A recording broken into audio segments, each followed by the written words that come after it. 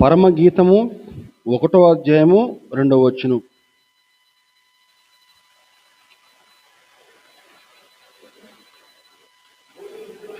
నోటి ముద్దులతో అతడు నన్ను ముద్దు పెట్టుకొనును గాక, నీ ప్రేమ ద్రాక్షరసము కన్నా మధురము. ప్రార్థన చేసుకుందాం. మహాపరిశుద్ధుడా, మహాగణుడా, సర్వోన్నతుడా, నీ పరిశుద్ధమైన పాదములకు వేలాదిగా వందనములు, స్తుతులు, స్తోత్రం అర్పిస్తూ ఉన్నాను దేవా.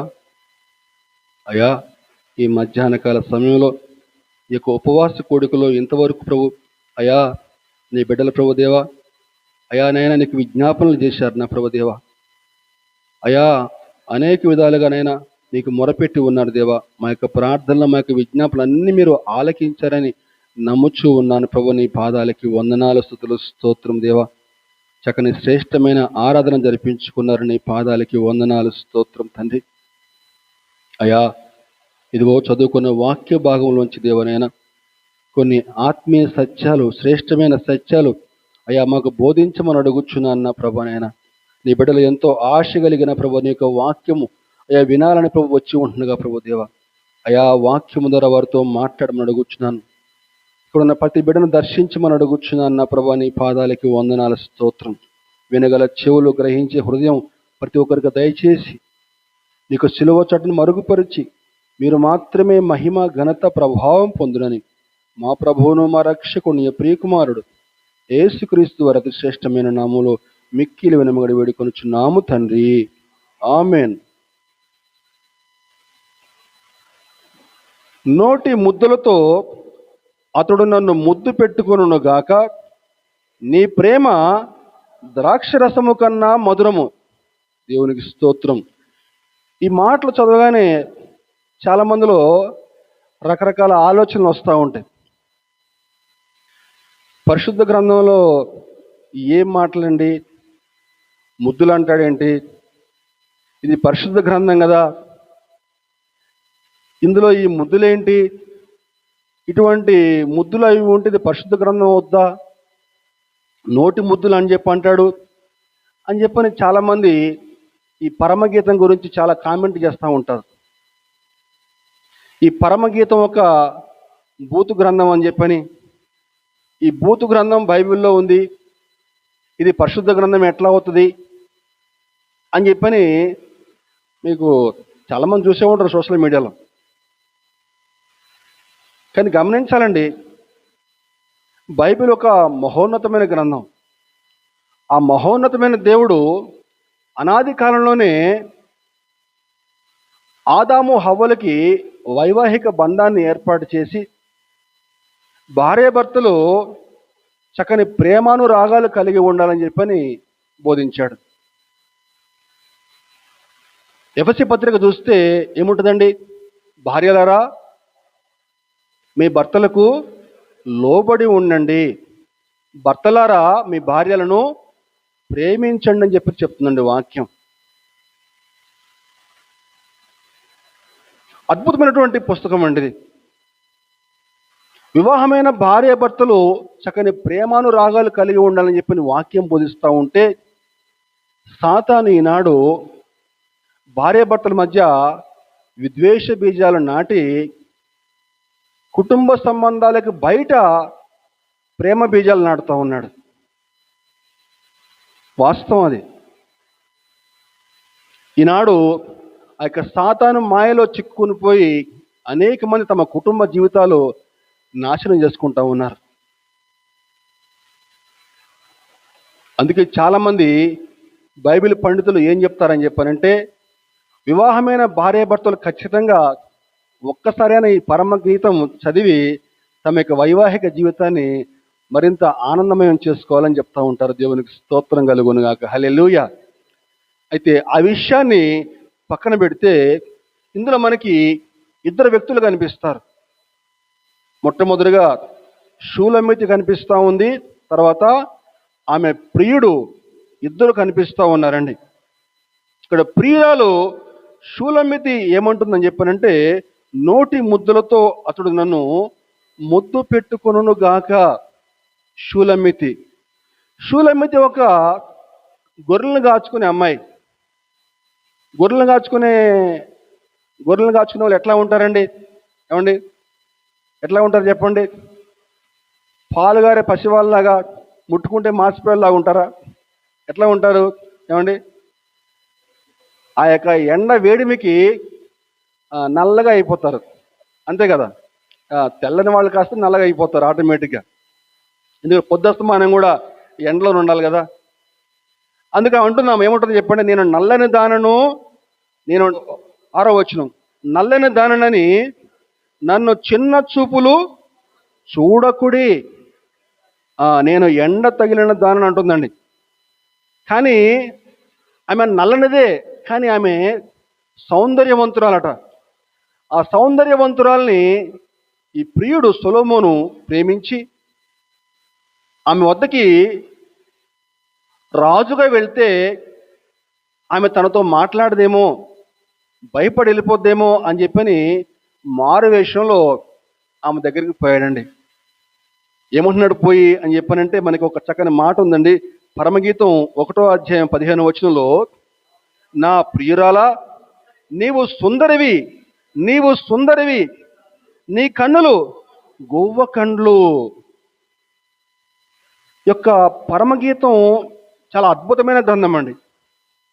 ఆత్మీయ కోణంలో మనకు దీన్ని కనుక చదవగలిగితే మన యొక్క ఆధ్యాత్మిక జీవితానికి ఎంతో ఉపయోగకరంగా ఉంటుంది ఈ పరమగీతం. ఆమె నల్లనిది, అవునండి. నలుపు పాపానికి గుర్తుగా ఉంటా ఉంది. మనం పాపులమని తెలుసు, మనం పాపులమని తెలిసి, మనం పాపంలో ఉంటున్నామని తెలిసి,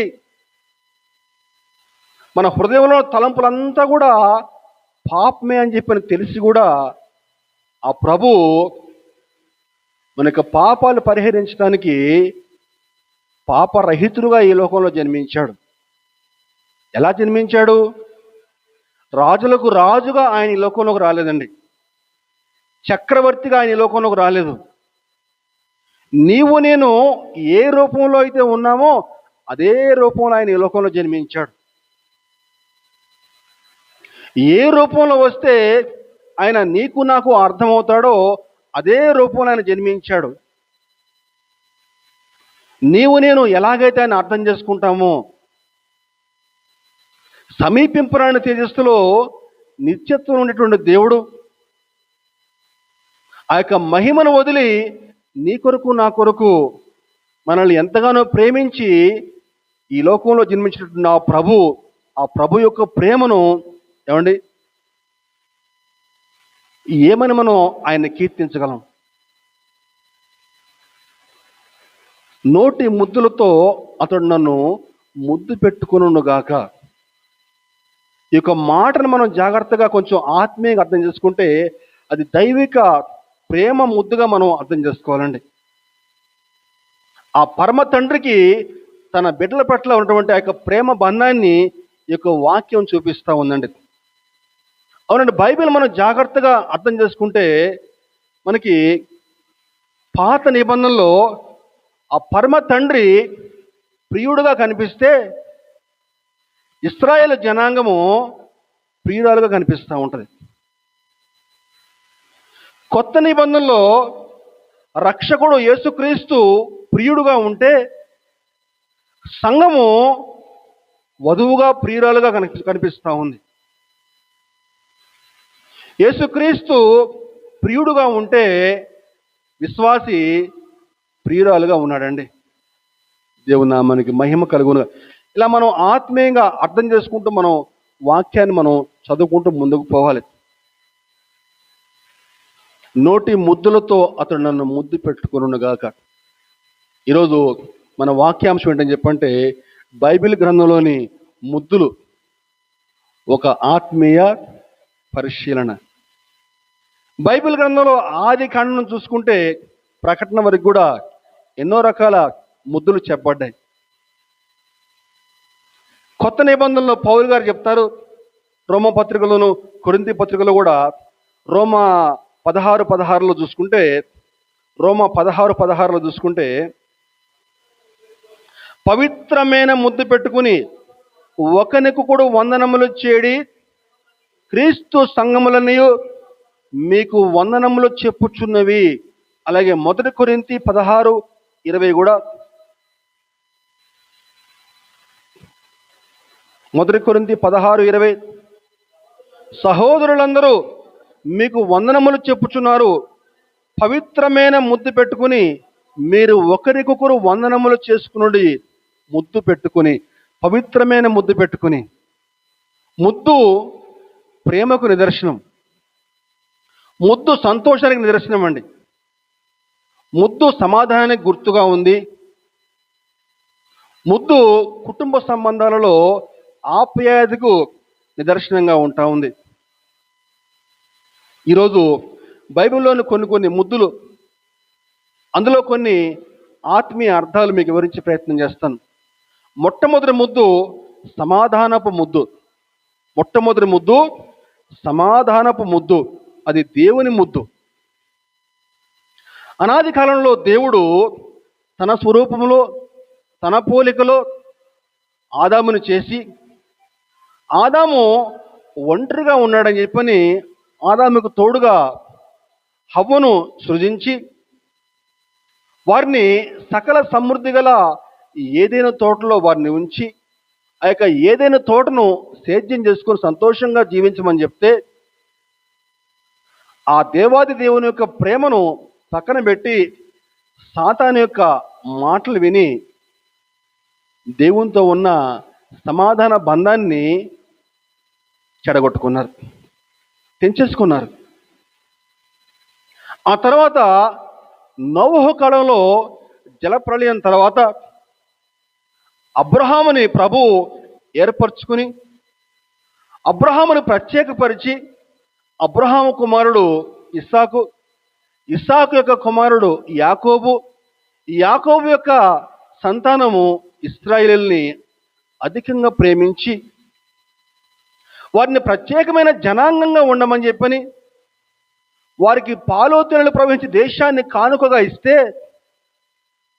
వారు ఆ దేశాన్ని చేరుకున్న తర్వాత దేవుని యొక్క ప్రేమను తృణీకరించి అన్య ఆచారాలు అభ్యసిస్తూ, అన్య మతాచారాలు అభ్యసిస్తూ విగ్రహారాధన చేసి దేవునికి బహుగా కోపం పుట్టించి ఆ యొక్క సమాధాన బంధాన్ని తెగొట్టుకున్నారు. జాగ్రత్తగా అర్థం చేసుకోవాలండి.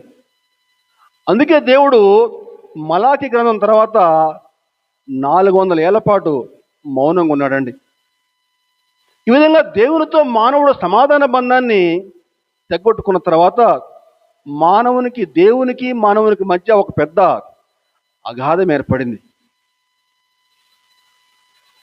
ఇదిగో ఈ యొక్క అగాధాన్ని దాటి మానవుడు దేవుణ్ణి చేరుకోలేని పరిస్థితి, దేవుడు మానవుని వద్దకి చేరుకునే అవకాశం లేదు. మరి అలాగే వదిలేస్తే మానవులు పాపంలో పడిపోయి ఇంకా నరకంలో కూలిపోయే పరిస్థితి. అదిగో అందుకే ఆ దైవ కుమారుడు మానవుల్ని ప్రేమించి పాపంలో పడి నశించిపోయి నరకంలో కూలిపోకుండా ఉండాలని చెప్పని తన యొక్క జనన మరణ పునరుత్థానం ద్వారా ఆ పూర్వపు స్థితిని తిరిగి మరలా తీసుకుని వచ్చాడండి. దేవునితో తిరిగి సమాధానాన్ని నెలకొల్పాలని చెప్పని సమాధానకర్తగా ఆయన ఈ లోకానికి వచ్చాడు. దేవునికి స్తోత్రం, హల్లెలూయా. ఈనాడు ఎందరైతే ఆయనకి ఇష్టలుగా జీవిస్తారో వారందరికీ కూడా ఏముందండి వాక్యంలో? ఆయనకి ఇష్టలైన మనుషులకు భూమి మీద సమాధానము కలుగునుగాక. ఈనాడు ఎందరైతే ఆయనకి ఇష్టలుగా జీవిస్తారో వారికి అందరికి కూడా ఆ యొక్క సమాధానాన్ని దయచేస్తూ ఉన్నాడండి. అందుకే కీర్తనలో ఒక చక్కని మాట ఉంది. దావీదు గారి కీర్తన 2వ అధ్యాయంలో 12వ వచనం, కుమారుని ముద్దు పెట్టుకుని లేని ఎడల ఆయన కోపించును. అప్పుడు మీరు త్రోవ తప్పి నశించెదరు. ఆయనను ఆశ్రయించువారు ధన్యులు. అవునండి, దేవునితో కోల్పోయినటువంటి సంబంధాన్ని, ఆ యొక్క సమాధానాన్ని పునరుద్ధరించాలని చెప్పని సమాధానకర్తగా ఆ దైవ కుమారుడు ఈ లోకానికి వచ్చాడు. ఆ దైవ కుమారుణ్ణి ఎందరైతే ముద్దు పెట్టుకుంటారో, ఆయన కాచే రక్తంలో ఎందరైతే తమ పాపాలు కడుక్కుంటారో, వారికి అందరికీ కూడా ఆ గొప్ప సమాధానము ప్రభు దయచేస్తూ ఉన్నాడు. ఈనాడు ఆ సమాధానం లేక అనేక మంది అల్లాడిపోతూ ఉన్నారు. డబ్బు సంపాదిస్తూ ఉన్నారు, ఆస్తిపాస్తులు ఎంతో ఉంటా ఉన్నాయి. కానీ అన్నీ ఉన్నా కూడా సమాధానం లేక, నెమ్మది లేక అల్లాడిపోయేవారు ఈనాడు సమాజంలో ఎంతోమంది. కానీ ఎందరైతే ఆయనను ఆశ్రయిస్తారో, ఆ కుమారుని ముద్దు పెట్టుకుంటారో, ఆయన కాచిన రక్తంలో తమ పాపాలు కడుక్కుంటారో, ఆయనకి ఇష్టలుగా జీవిస్తారో, వారికి అందరికి కూడా ఆ సమాధానాన్ని దయచేస్తా ఉంటున్నాడండి. దేవునికి స్తోత్రం కలుగును గాక. హల్లెలూయా. ఈనాడు ఎందరైతే ఆయన రక్తంలో తమ పాపాలు కడుక్కున్నారు వారందరూ కూడా ధన్యులేనండి. ఇది మొట్టమొదటి ముద్దు, సమాధానపు ముద్దు. రెండవ ముద్దు క్షమాపణ ముద్దు. రెండవ ముద్దు క్షమాపణ ముద్దు. లూకా సువార్త 15వ అధ్యాయము 20వ వచనం.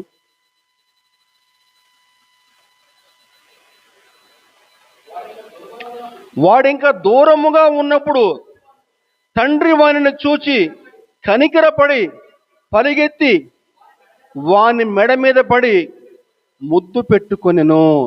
ఇక్కడ ఒక ముద్దు మనకు అనిపిస్తూ ఉంది. సందర్భం మనకు అందరికీ తెలుసు, చాలాసార్లు చదువుకున్నాం, విన్నాం కూడా, మళ్ళా విందాం. ఆ చిన్న కుమారుడు తండ్రిని ధిక్కరించి తనకు వచ్చేటువంటి ఆస్తిలో వాటాను తీసుకుని దూరదేశం వెళ్ళిపోయాడు. ఆ ఆస్తి అంతటిని కూడా దుర్వ్యాపారములకు ఖర్చు చేశాడు. దుర్వ్యాపారాలు అని చెప్పానంటే ఏమైనా కావచ్చు, తాగుడు కావచ్చు, జూదం కావచ్చు, వ్యభిచారం కావచ్చు, ఇంకేమైనా కావచ్చు. వాక్యం వింటున్న సహోదరుడా, సహోదరి, యవనస్తులుగా జీవిస్తున్న వారు ఈనాడు తల్లిదండ్రులకు లోబడి జీవిస్తున్నారా? ఈరోజు మన ఆత్మీయ జీవితాలు ఎలా ఉన్నాయో ఒకసారి పరిశీలన చేసుకుందాం. ఆనాడు చిన్నవాడు దూరదేశం వెళ్ళిపోయి తన ఆస్తి అంతటిని కూడా దుర్వ్యాపారాల కోసం ఖర్చు చేశాడు. కానీ ఈనాడు దూరదేశం పోవాల్సిన పని లేదు. దూరదేశపు అమ్మాయిలు డైరెక్ట్గా ఫోన్లోకి వచ్చేస్తూ ఉన్నారు. ఏ దేశపు అమ్మాయిలు కాదు, ఆ దేశపు అమ్మాయిలు వచ్చేస్తారు ఫోన్లో. తెలియని అమ్మాయిలతో చాటింగ్ చేసి జీవితాలు నష్టపరుచుకున్న వారు ఈరోజు ఎందరో. అంతే కదా, చేతిలో ఫోన్ ఉంది, మమ్మీ డాడీ చక్కగా డబ్బు ఇస్తారు, ఇంకేం పని లేదు, ఇంకా ఇదే పనిగా. దూరదేశం వెళ్ళి వాడు జూదం ఆడాడట. ఈరోజు దూరదేశంపై జూదం ఆడాల్సిన పని లేదు. ఫోన్లోనే ఆన్లైన్ రమ్మి, ఆన్లైన్ జూదం అంతా ఫోన్లోనే. ఇదిగో ఈనాడు ఆ యొక్క దుర్వ్యాపారాలు, దూరదేశం పోవాల్సిన పని లేదండి. ఈరోజు అటువంటి దుర్వ్యాపారాలకు లోనే తమ జీవితాలు నష్టపరుచుకున్న వారు ఎందరో ఎందరో ఎందరో. తెలియని అమ్మాయిలతో చాటింగ్ చేసి మొత్తం ఆస్తి అంతా కూడా నష్టపరుచుకున్న వారు ఎందరో.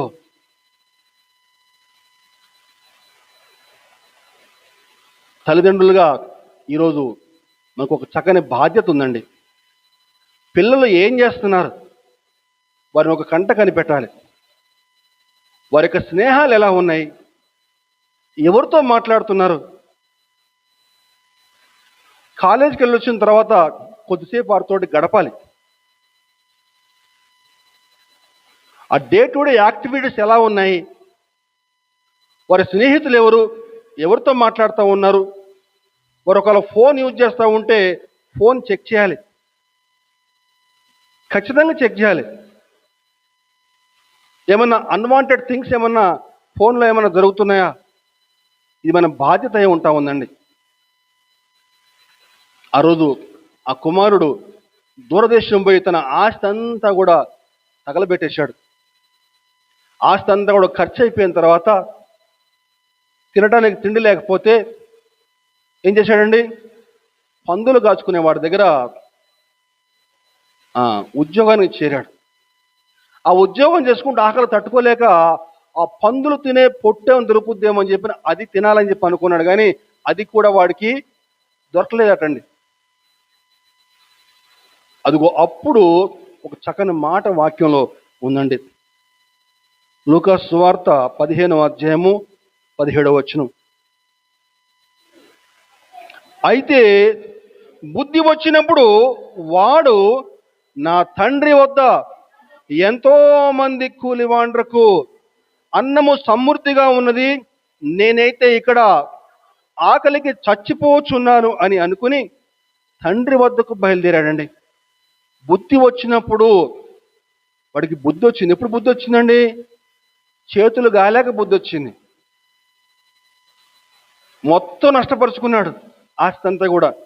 తినడానికి తిండి లేకుండా పందులతో సమానంగా ఆ పందులు తినే పొట్టు తినాలని చెప్పని ఆశపడు, అది కూడా దొరకలేదు ఆఖరికి.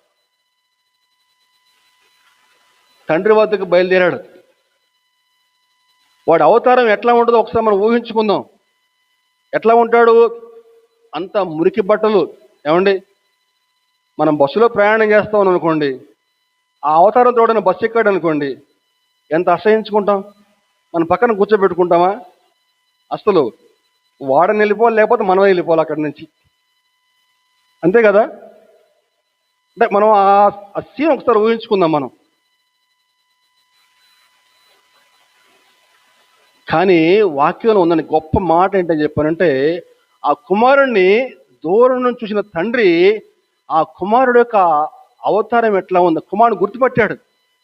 ఆ కుమారుడు యొక్క అవతారం ఎట్లా ఉందో చూసుకోకుండా, వాడి పరిస్థితి చూసుకోకుండా ఏముంది వాక్యంలో, తండ్రి వాడిని చూచి కనికరపడి పరిగెత్తి వాని మెడ మీద పడి ముద్దు పెట్టుకునేను. వాడు ఇంకా వచ్చి తండ్రిని క్షమాపణ అడగనే లేదు. గొప్ప అర్థం ఉందండి మాటలో. తండ్రిని వచ్చి వాడు ఇంకా క్షమాపణ అడగనే లేదండి. ఇంకా తండ్రి దూరం నుంచి వాడిని చూసి పరిగెత్తుకుని పోయి వాడిని గట్టిగా హత్తుకుని వాడి మెడ మీద పడి ముద్దు పెట్టుకున్నాడు. దేవుని నామానికి మహిమ కలుగునుగా. హల్లెలూయా. ఇదిగో దీన్ని క్షమాపణ ముద్దు అని చెప్పి అంటారండి. క్షమాపణ ముద్దు. ఆ పరలోకపు తండ్రికి సాదృశ్యంగా ఇక్కడ ఈ తండ్రి కనిపిస్తా ఉన్నాడు. ఈనాడు మనం ఎంత ఘోరమైన పాపం ఉన్నా సరే, మన బతుకు ఎంత పాపిష్టి బతుకైనా సరే, మన యొక్క పాపిష్టి బతుకు పట్ల పశ్చాత్తాపడి, మనం చేస్తున్న పాపాల పట్ల పశ్చాత్తాపడి కన్నీరు కార్చి ఆయన పాదాల చెంత చేరినట్లయితే మన ప్రతి పాపాన్ని కూడా క్షమించడానికి ఆయన సిద్ధంగా ఉన్నాడండి. దేవునికి స్తోత్రం. హల్లెలూయా. ఈ తండ్రి ఇక్కడ ఆ పరలోకపు తండ్రికి సాదృశ్యంగా ఉన్నాడు. కానీ ఈనాడు ఆ తప్పిపోయిన కుమారుల వలె అనేక మంది పరలోకపు తండ్రి వద్ద రావడానికి ఇష్టపడట్లేదు. తాము ఉంటున్న పాపంలోనే ఉండటానికి ఇష్టపడతా ఉన్నారు. తమేదో పాపం చేస్తూ ఉన్నారో అదే పాపంలో ఉండటానికి ఇష్టపడతా ఉన్నారు. ఆ పాపాన్ని వదిలి బయటికి రావడానికి ఇష్టపడట్లేదు. ఆ రొచ్చులోనే, ఆ జోదంలోనే, ఆ విచారంలోనే, ఆ పాపంలోనే ఉండటానికి ఇష్టపడతా ఉన్నారు, కానీ ఆ పాపంలో నుంచి బయటకు రావడానికి ఇష్టపడట్లేదండి.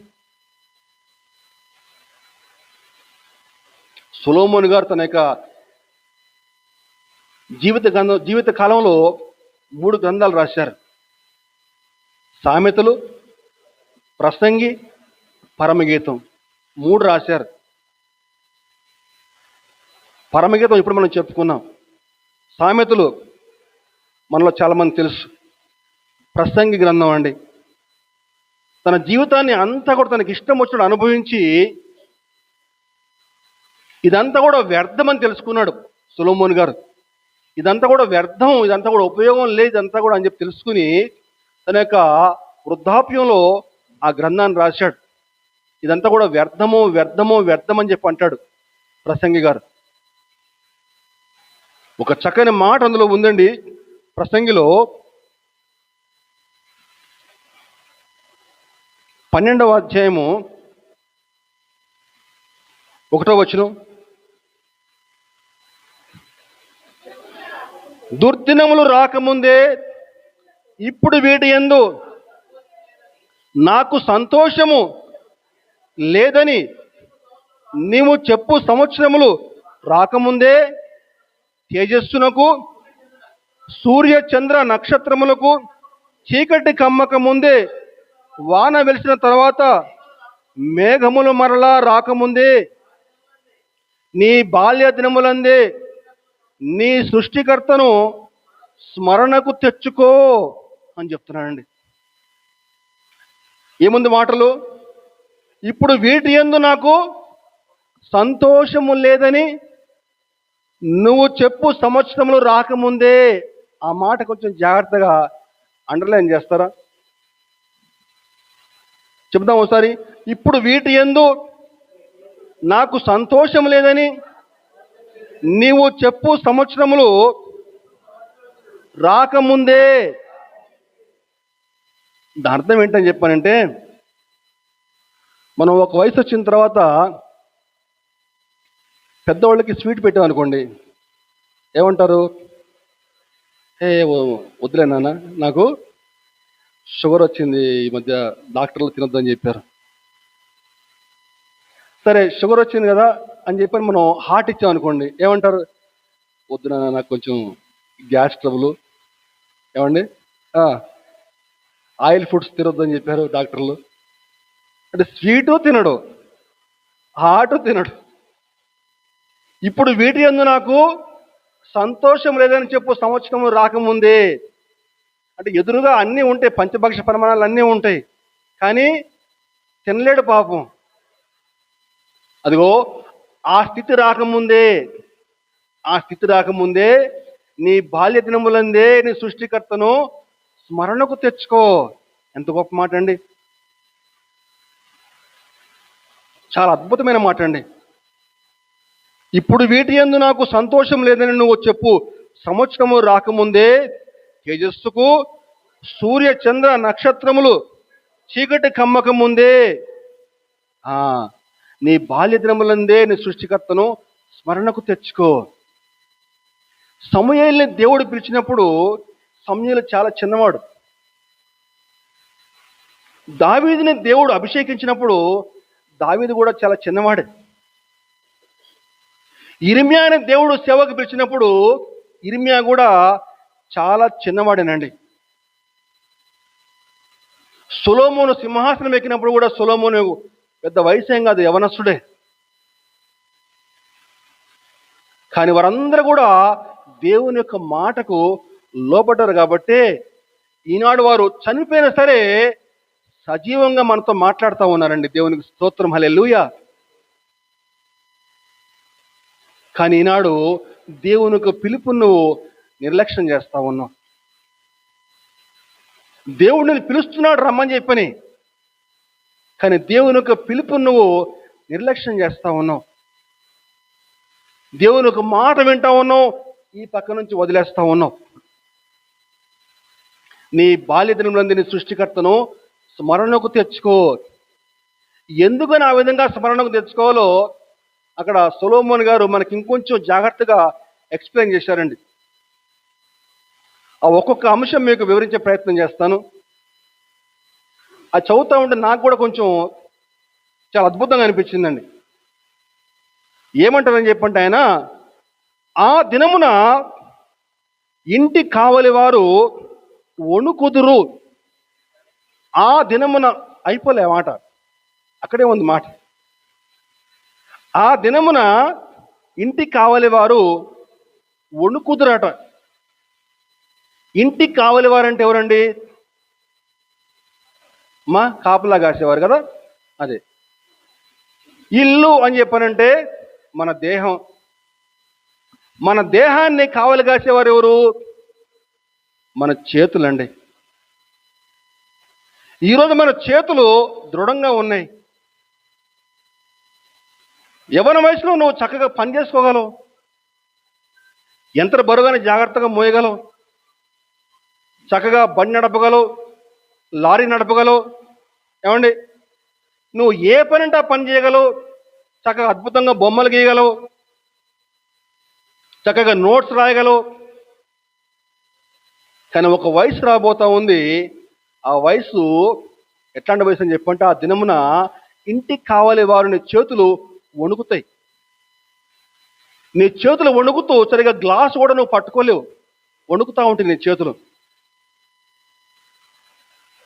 నీకు బ్యాంక్ అకౌంట్ ఉంటే సంతకం పెడితే బ్యాంక్ అధికారులు నీ సంతకం యాక్సెప్ట్ చేయరు. ఆ సంతకం ఈ సంతకం మ్యాచ్ కావట్లేదయా, ఆయన తీసుకురాపోండి అని చెప్పంటారు. అవునా కదా? చూసారు ఎప్పుడైనా ఇట్లా? ఇంటికి కావాలి వారు వణుకుదురు. అదిగో ఆ వణికే వయసు రాకముందే నీ బాల్య దినములందు నీ సృష్టికర్తను స్మరణకు తెచ్చుకో. ఇంకేముంది అక్కడ? బలిష్ఠులు వంగుదురు, బలిష్ఠులు వంగుదురు. ఇది బలిష్టమైన నీ దేహం గురించి చెప్తా ఉందండి. ఈరోజు చక్కగా ఆరోగ్యవంతులుగా ఉన్నావు, నీకు నచ్చిన బట్టలు వేసుకుని, నీకు నచ్చిన చీర కట్టుకుని చక్కగా అందంగా తయారై వెళ్తా ఉన్నావు, రకరకాల దూర ప్రయాణాలు చేస్తూ ఉన్నావు, నీకు నచ్చిన ప్రాంతాన్ని వెళ్తా ఉన్నావు. కానీ ఒక దినం రాబోతా ఉంది, ఆ దినము నీ నడుము వంగిపోద్ది. ఏముంది వాక్యం? బలిష్ఠులు వంగుదురు. ఒక దినం రాబోతా ఉంది, ఆ దినము నీ దేహం కాస్త గూనొచ్చేస్తుంది. నీ దేహానికి గూనొచ్చి సరిగ్గా బట్టలు వేసుకోలేవు. నీ దేహానికి గూనొచ్చి బయటకు పోవడం నీకు సిగ్గేసి బయటకు పోలేవు. నీ దేహానికి గూనొచ్చి ఎట్లా పడితే అట్లా ప్రయాణాలు చేయలేవు. కాబట్టే అదిగో నీ దేహం ఆరోగ్యంగా ఉన్నప్పుడే నీ సృష్టికర్తను మహింపరచు. దేవునికి స్తోత్రం, హల్లెలూయా. ఇంకొంచెం ముందుకెళ్తే, విసురువారు కొద్ది మంది అగుట చేత పని చాలించుకొందురు. విసురువారు ఎవరండి? విసురువారు నీ పండ్లు. ఇప్పుడు చక్కగా నీకు 32 పండ్లు ఉన్నాయి.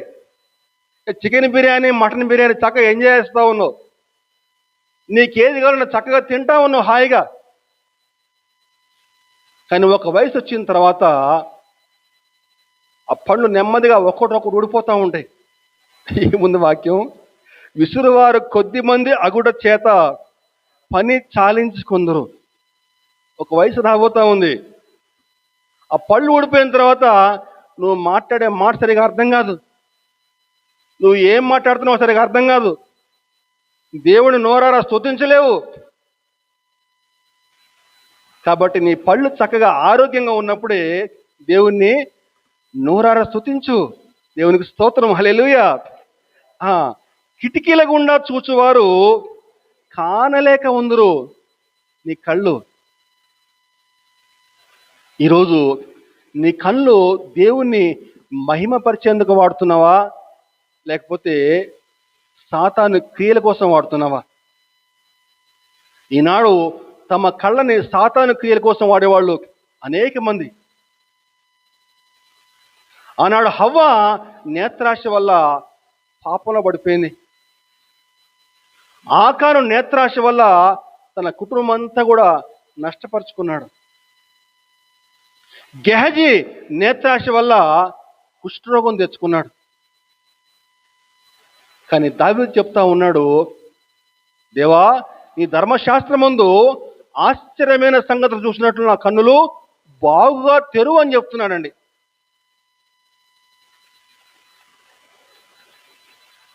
ఇస్సాకు వృద్ధుడైనప్పుడు తన ఇద్దరు కుమారులు ఎవరో గుర్తుపట్టలేకపోయాడు.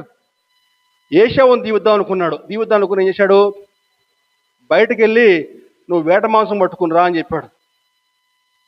కానీ యాకోబు తన యొక్క తల్లి మాట విని చక్కగా అక్కడ వేట మాంసం సిద్ధపరిచి పట్టుకొచ్చేస్తే చక్కగా వేట మాంసం తిని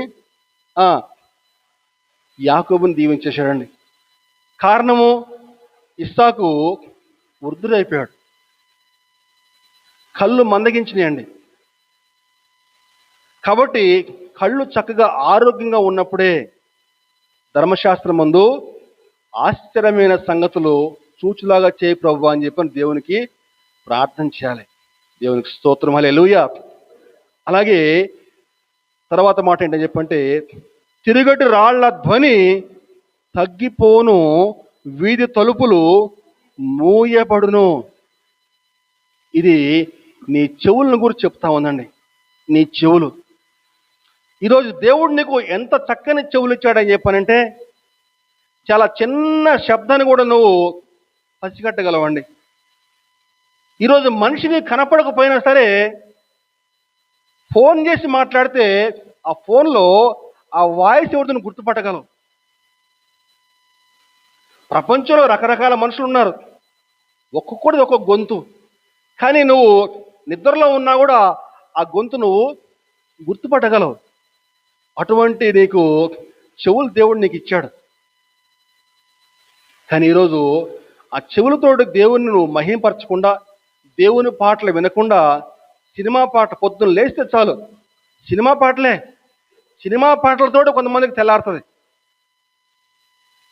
ఈరోజు చూస్తే మనం నీకు బస్సులలో లేకపోతే ఎంఎంటీఎస్లలో అందరి చెవుల్లో కూడా ఇయర్ ఫోన్స్ ఉండాల్సిందే. సినిమా పాటలే, ఇంకేం ఉండవు అందులో.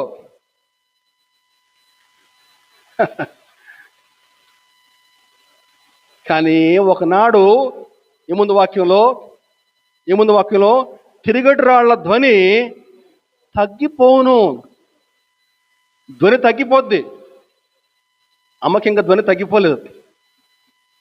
దేవునికి స్తోత్రం, హల్లెలూయా. కొంతమందికి ధ్వని తగ్గిపోద్ది.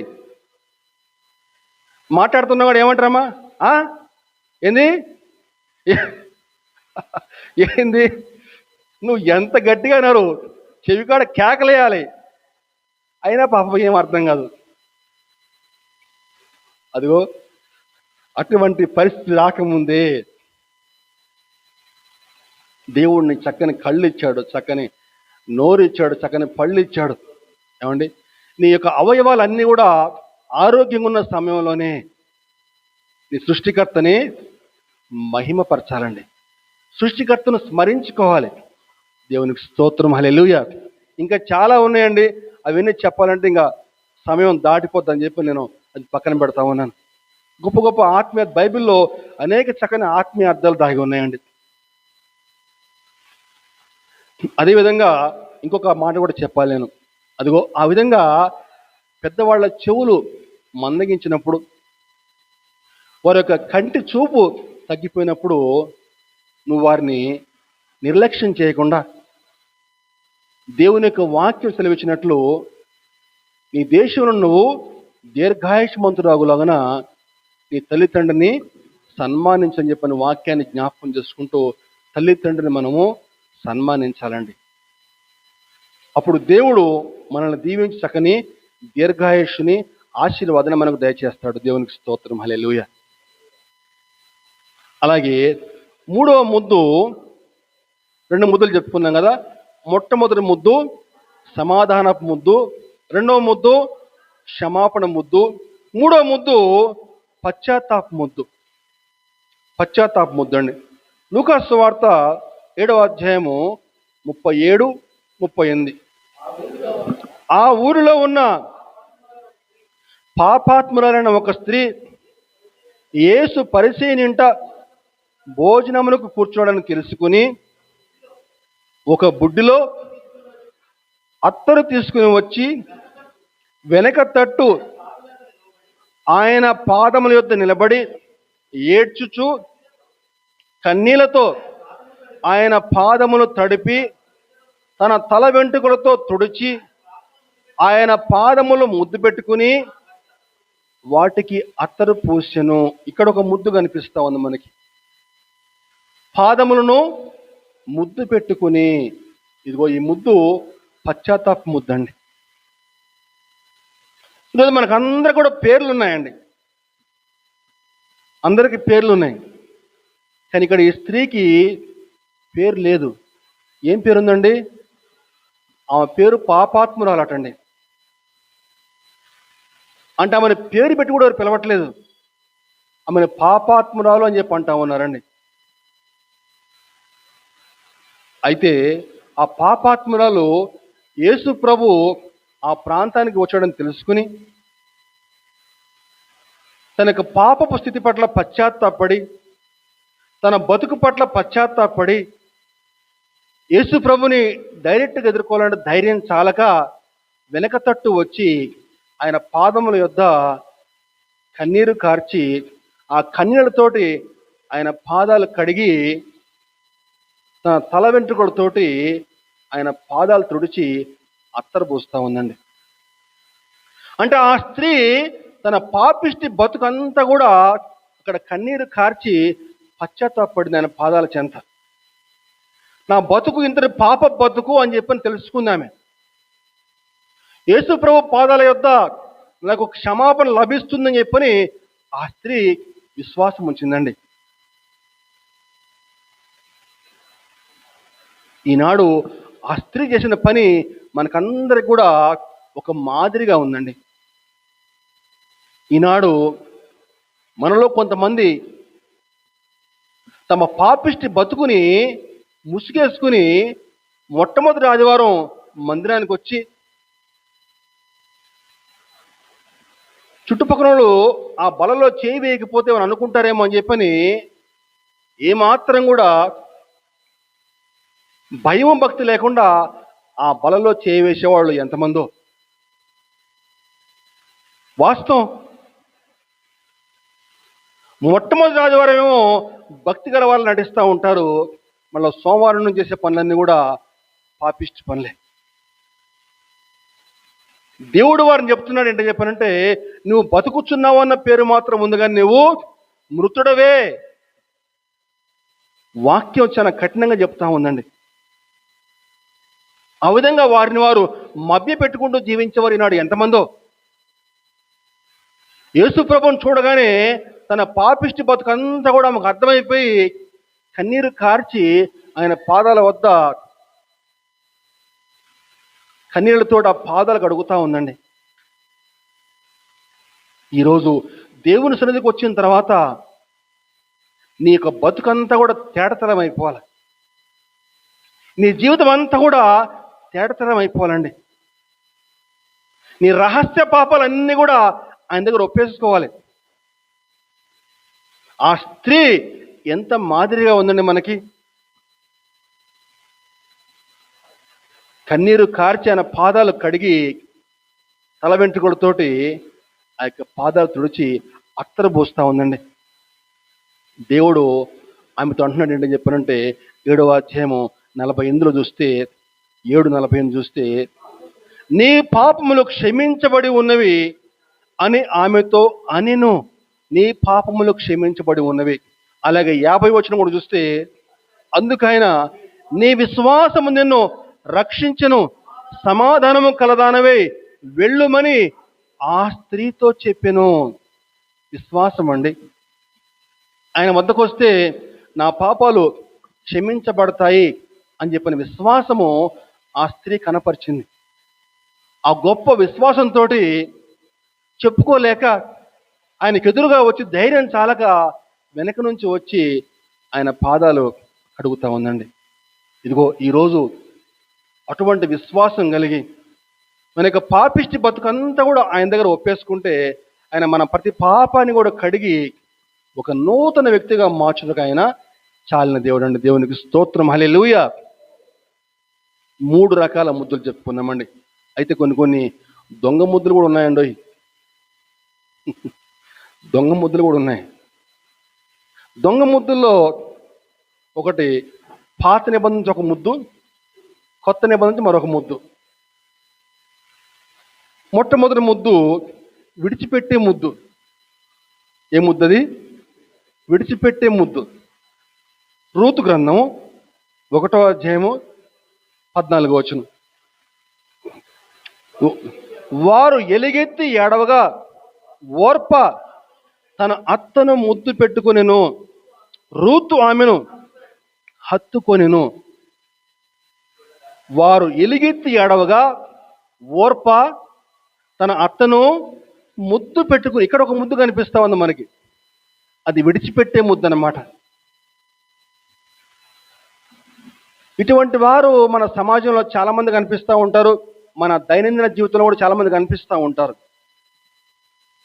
అవసరం తీరేంత వరకు కూడా మనతో చక్కగా మంచిగా ఉంటారు, ప్రేమగా ఉంటారు, ఆప్యాయంగా ఉంటారు. నీ అంతటి వాడు లేరంటారు, మా జాన్ జిగిరి అని చెప్పి అంటారు. కానీ అవసరం తీరిపోయిన తర్వాత ఏమాత్రం మొహమాటం లేకుండా ఈ ఓర్పవలి విడిచిపెట్టేస్తారు. వాళ్ళతో నాకు ఇంకా అవసరం లేదు అని చెప్పి తెలిసిన మరుక్షణం ఏమాత్రం కూడా మొహమాటం లేకుండా ఓర్పవలి వదిలిపెట్టేస్తారండి. ఇటువంటి వారితో చాలా జాగ్రత్తగా ఉండాలి సుమా. విడిచిపెట్టే ముద్దు. కానీ ఓర్ప విడిచిపెట్టి చక్కగా తన దారిని తను వెళ్ళిపోయింది. బైబిల్ గ్రంథంలో మళ్ళా ఓర్ప ఎప్పుడు కనిపించలేదండి. ఆమె ఏమైందో, ఎవరిని పెళ్లి చేసుకుందో, మళ్ళీ పెళ్ళైందో లేదో తెలియదు. కానీ రూతు అత్తను హత్తుకుంది, చరిత్రలో నిలిచిపోయిందండి. యేసుక్రీస్తు వంశావళిలో చేర్చబడింది. దేవునికి స్తోత్రం కలుగును గాక. హల్లెలూయా. చివరిగా వేషధారణ ముద్దు. మత్తయి సువార్త 26వ అధ్యాయము 48, 49. కొత్త నిబంధన ముద్దు ఇది. పాత నిబంధన నుంచి విడిచిపెట్టే ముద్దు, కొత్త నిబంధన నుంచి వేషధారణ ముద్దు. ఆయనను అప్పగించువాడు నేను ఎవరిని ముద్దు పెట్టుకుందునో ఆయనే యేసు, ఆయనను పట్టుకొనుడని వారికి గుర్తు చెప్పి వెంటనే యేసునొద్దకు వచ్చి, బోధకుడా నీకు శుభమని చెప్పి ఆయనను ముద్దు పెట్టుకొనెను. సందర్భం మనకందరికీ తెలుసు. ఇస్కరియోతు యూదా యేసు ప్రభుని ముద్దు పెట్టుకుని ఆయన్ని అప్పచెప్పేశాడు. ప్రభు అంటున్నాడు ఆ సమయంలో కూడా, స్నేహితుడా అని చెప్పి అంటాడు, నా చిలికాడా, మై ఫ్రెండ్. కానీ వాడు ముద్దు పెట్టుకుని మరీ యేసు ప్రభుని అప్పచెప్పేశాడు. ఇటువంటి వేషధారణ ముద్దు ఈనాడు మన క్రైస్తవ సమాజంలో అనేక మంది ప్రభువుకి పెడతా ఉంటారు. అనేక సార్లు వేషధారణ ముద్దులు. ఆదివారం పూట ఎంతో భక్తితోటి జీవిస్తూ ఉంటారు. ఆదివారం మందిరం అయిపోగానే మందిరం నుంచి ఇంటికి ఇంకా పోను కూడా పోరు. ఇంటికి పోతానే సాయంకాలం ఈవినింగ్ షోకి టికెట్లు బుక్ చేసుకుంటారు. వేషధారణ ముద్దులు. ఆదివారం పూట మందిరం అయిపోయిన తర్వాత ఇంటికి ఇంకా పోను కూడా పోరు, కానీ డైరెక్ట్గా అక్కడి నుంచి బార్ షాప్కి డైరెక్ట్ లైన్ పోతూ ఉంటుంది. అంటే మన సంఘంలో అటువంటి వాళ్ళు ఎవరు లేరులే, కానీ టికెట్ సంగతి నాకు తెలీదు. అంటే అదిగా చెప్పింది, ఇక్కడికి చెప్తున్నాను నేను. టికెట్ సంగతి నేను చెప్పట్లేదు, అదనుకున్నారు మళ్ళీ. అటువంటి వేషధారణ ముద్దు పెట్టుకునే వాళ్ళు ఈనాడు మన క్రైస్తవ సమాజంలో ఎంతమందో. విడిచిపెట్టే ముద్దు వేషధారణ ముద్దు అండి. దొంగ ముద్దులు. ఈరోజు అటువంటి దొంగ ముద్దులు. ఇస్కరియోతు యూదా దొంగ ముద్దు పెట్టాడు. ఏమైంది బతుకు? నేలకు పడి పొట్ట పగిలి పేగులు బయటకు వచ్చి కుక్క చావు అంటారు కదా, అటువంటి సావు తెచ్చాడు. కానీ పేతురు పశ్చాత్తాపడి ప్రభువు కోసము రోషంగా సేవ చేశాడండి. పేతురు పశ్చాత్తాపడ్డాడు, యూదా కూడా పశ్చాత్తాపడ్డాడు. కానీ అది లోకానుసారమైన మారు మనసు. అది ఏది? యూదాది. కానీ పేతురు దైవ చిత్తానుసారమైన మారు మనస్సు, దైవ చిత్తానుసారమైన పశ్చాత్తాపం రక్షణార్థమైన మారు మనసు కలిగించును. పశ్చాత్తాపడ్డాడు, కన్నీరు కార్చాడు, దేవుని కొరకు రోషంగా జీవించాడు. ఇస్కరియోతు యూదా పశ్చాత్తాపడ్డాడు, కానీ ప్రభు వద్దకు రాలేదు. ఎక్కడికి పోయాడు? పరిశీలన దగ్గరికి పోయాడు. 5 ముద్దులు చెప్పుకున్నాం కదా, చెప్దాం ఒకసారి. మొట్టమొదటి ముద్దు సమాధానపు ముద్దు, రెండవ ముద్దు క్షమాపణ ముద్దు, మూడవ ముద్దు పశ్చాత్తాప ముద్దు, నాలుగవ ముద్దు విడిచిపెట్టే ముద్దు, ఐదవ ముద్దు వేషధారణ ముద్దు. దేవుణ్ణి మీరు ఎటువంటి ముద్దు పెట్టుకుంటారో మీ ఇష్టం. సమాధానపు ముద్దు పెట్టుకుంటే తగ్గ సమాధానం కలిగి జీవిస్తారు. దేవుని కృప మనకందరికీ తోడే ఉండుగాక. ఆమేన్.